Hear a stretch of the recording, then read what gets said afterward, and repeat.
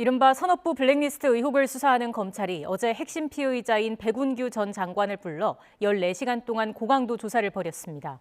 이제 관심은 백 전 장관에 대한 구속영장 청구 여부인데 청와대 윗선 개입 수사로 확대되는 분수령이 될 것으로 보입니다. 취재기자 연결하겠습니다. 송재인 기자.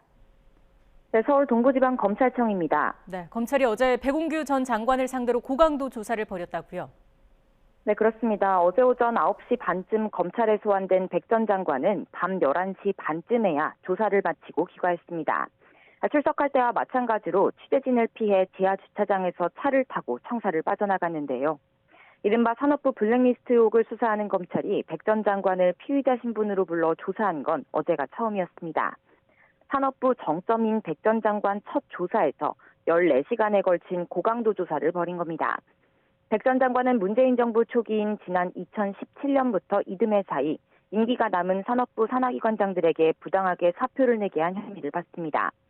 백 전 장관은 또 산업부 내 최대 윗선으로 꼽히는 만큼 검찰은 사퇴 종용 여부와 함께 더 윗선인 청와대와의 사전 교감 여부도 집중 추궁한 것으로 전해졌습니다. 다만 백 전 장관은 앞서 지시를 받고 움직인 것도 아니었고 법과 규정을 준수했다며 공개적으로 혐의를 부인했던 만큼 이번 조사에서도 대부분 혐의를 부인한 것으로 알려졌습니다. 네, 그렇다면 이제 남은 검찰 수사는 어떻게 진행될까요? 네, 관건은 백 전 장관에 대한 구속영장 청구 여부가 될 것으로 보입니다.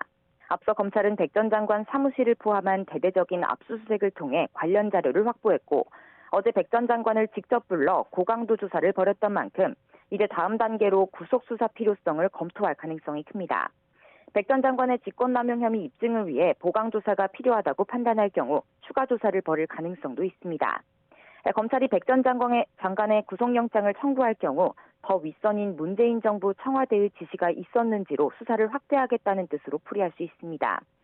다만 검찰이 이번 사건과 구조가 비슷하다고 보는 환경부 블랙리스트 사건 수사 때에 비춰보면 청와대가 아닌 부처 차원에서 수사가 마무리될 가능성도 배제할 수 없습니다.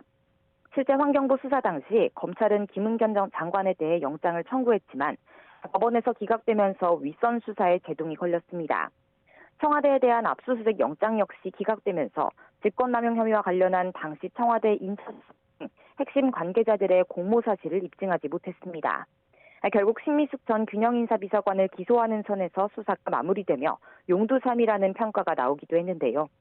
그런 만큼 검찰이 이번 수사에서 백 전 장관의 신병을 확보한다면 산업부를 넘어 청와대 윗선의 개입 여부 확인에 주력할 것으로 보입니다. 지금까지 서울 동부지검에서 YTN 송재인입니다.